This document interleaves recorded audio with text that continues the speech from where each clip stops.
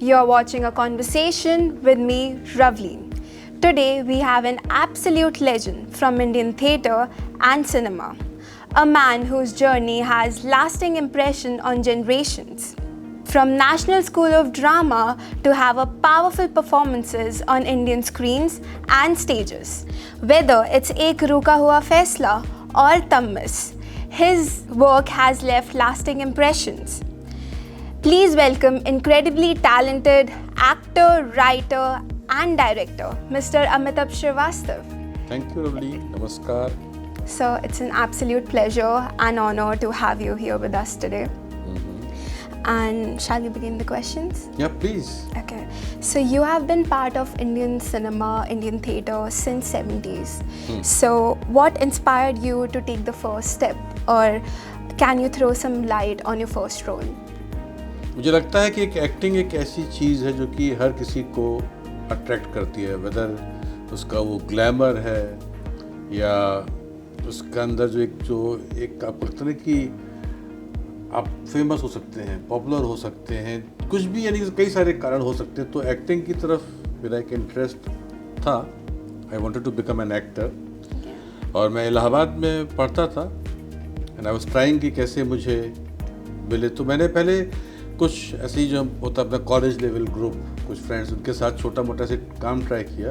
Then the first major role which I will consider कि अच्छा role था, विजय तेंदुलकर बहुत मशहूर प्ले राइट हैं अपने इंडियन सब कॉन्टिनेंट के, मराठी थिएटर के हैं वो, और उनका एक बहुत ही फेमस प्ले है जो मराठी नाम है शांतता कोर्ट चालू है और उसका हिंदी नाम ट्रांसलेशन का नाम है खामोश अदालत जारी है।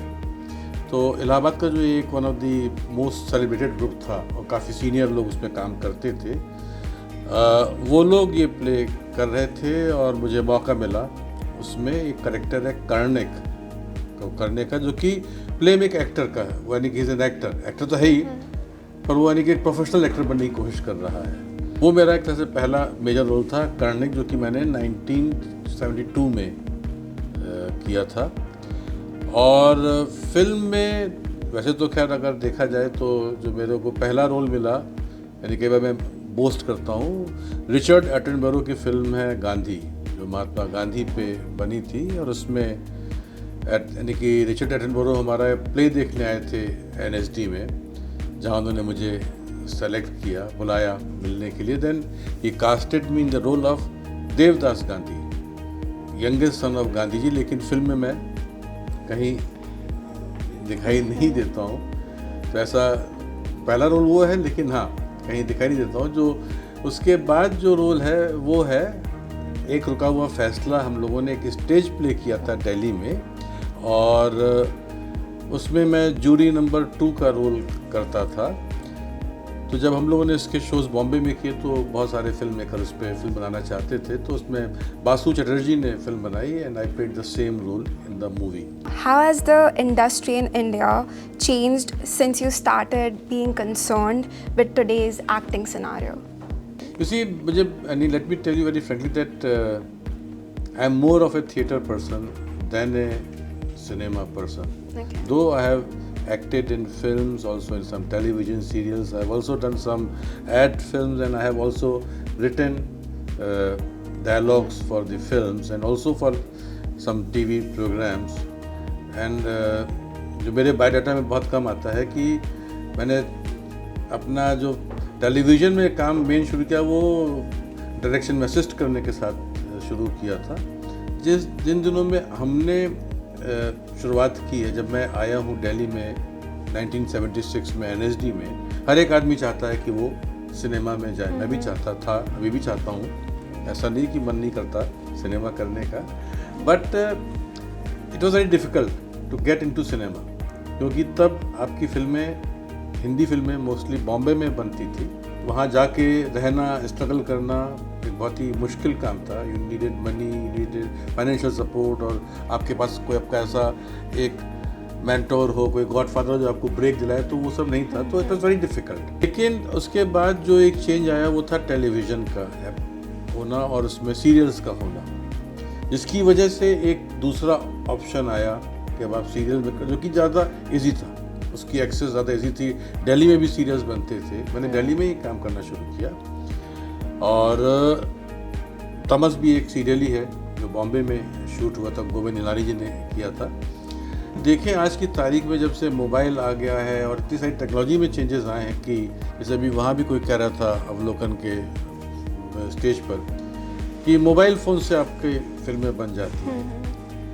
तो ये जो एक बहुत मेजर चेंज है, हर एक आदमी, यानी कि जिस समय में हमने शुरू किया था फिल्म बनाना तो बहुत ही मुश्किल काम था, फिल्म में आपको घुसना भी एक्टिंग में किसी चीज़ में बहुत डिफ़िकल्ट था। आज वो बहुत इजी हो गया है, वो हर एक को उसकी एक्सेस है, तो ये बहुत अच्छी बात है। यानी कि आपको, क्योंकि फिल्म जो है उसका जो जिसमें कि आप कहते हैं कि स्टोरी टेलिंग है, जिसमें कि आप अपने आप को एक्सप्रेस करते हैं, आप कुछ कम्युनिकेट करना चाहते हैं। इट इज़ नॉट नेसेसरली कि आप एक फिल्म बना रहे हो, it has become very easy, हर एक को एक्सेस है। टेक्नोलॉजिकली बहुत चेंजेस आ गए हैं, बहुत सारी चीज़ें आप कर सकते हैं, विच इज़ वेरी गुड, बहुत पॉजिटिव है।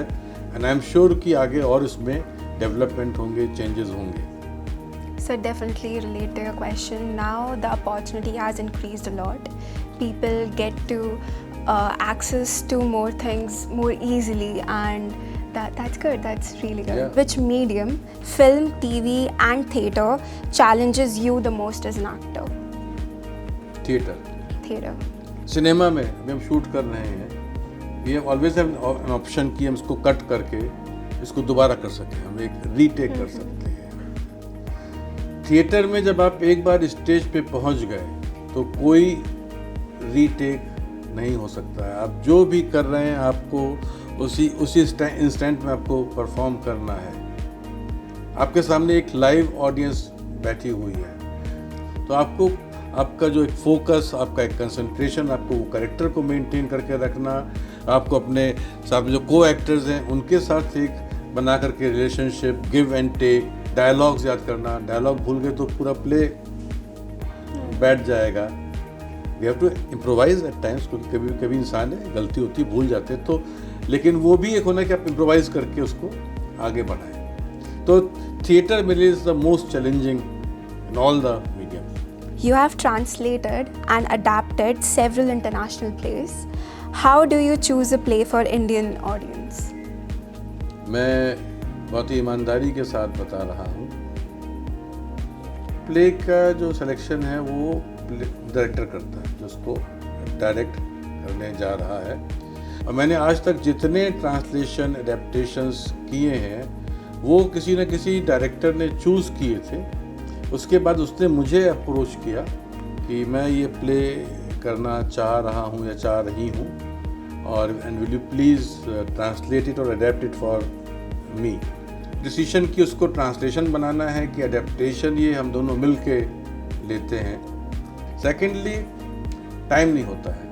वैसे कि डायरेक्टर कोई अक्सर वो कोई फॉरेनर है जो आ चुका है NSD में, वो रिहर्सल शुरू कर रहा है 1-2 दिन के अंदर या शुरू कर दी है, और उसके साथ साथ मैं उसका ट्रांसलेशन या एडेप्टेशन कर रहा हूँ, तो आपके पास टाइम बहुत कम होता है। मेरा अपना मानना है कि किसी भी, स्पेशली शेक्सपियर जैसे अगर आप प्लेराइट को आपको ट्रांसलेट करना है तो उसके लिए आपको बहुत टाइम चाहिए। वो बहुत ही, इतनी लेयर्स हैं उनके टेक्स्ट में, उनकी लैंग्वेज में, जो है वो डिफ़िकल्ट है। लेकिन होता है कि आपको एट द मोस्ट 15 दिन, 20 दिन, 1 महीना मिलता है, या फिर आप साथ साथ कर रहे होते हैं। So sir, did you liked and enjoyed translating it for Indian cinema? Yes, I do enjoy. Well, that's lovely to hear. Is there any particular role or story you still dream of doing, something you haven't had the chance to explore it?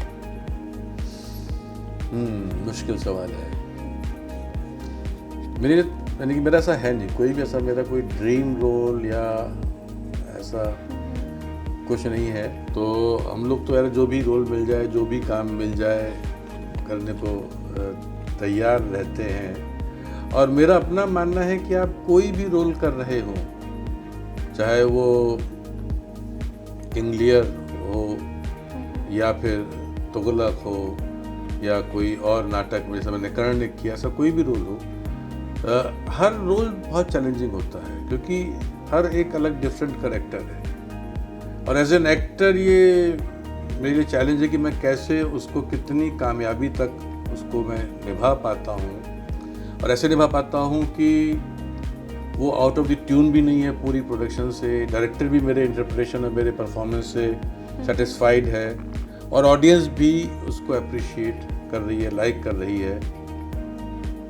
What advice would you give to the all inspiring filmmakers who want to follow a similar path? देखिए, एक तो कभी भी अपने सपनों को लगाम नहीं देनी चाहिए। तो आपको चाहे एक्टिंग करनी हो, चाहे फिल्म बनानी हो, चाहे लिखना हो, आप करिए, खूब करिए, लेकिन जो मेरा मानना है कि उसमें आपको सिंसियर होना पड़ेगा। आप जो भी काम कर रहे हैं उसको आपको, अगर आप अपनी पूरी ईमानदारी, पूरी सिंसियरिटी, पूरी लगन के साथ नहीं करेंगे तो फिर आप शायद जो कुछ अचीव करना चाहते हैं वो नहीं कर पाएंगे। जैसे हमारे एक टीचर थे जिनसे मैंने बहुत सीखा ज़िंदगी में, इब्राहिम अलकाजी, वो डायरेक्टर थे NSD के। जब मैंने ज्वाइन किया, वो कहते थे कि अगर आप एक घास छीलने वाले भी हैं तो you should be the best घास छीलने वाला इन द होल टाउन और city. Thank you for sharing that, sir. That's something that every creator should follow. And lastly, thank you so much, Mr. Srivastav, for being here. Your stories, your career, your craft is genuinely very inspiring. And we hope that our viewers admire the storytelling in the theatre. So with this, we wrap this episode of A Conversation. See you next time. Thank you, नमस्कार।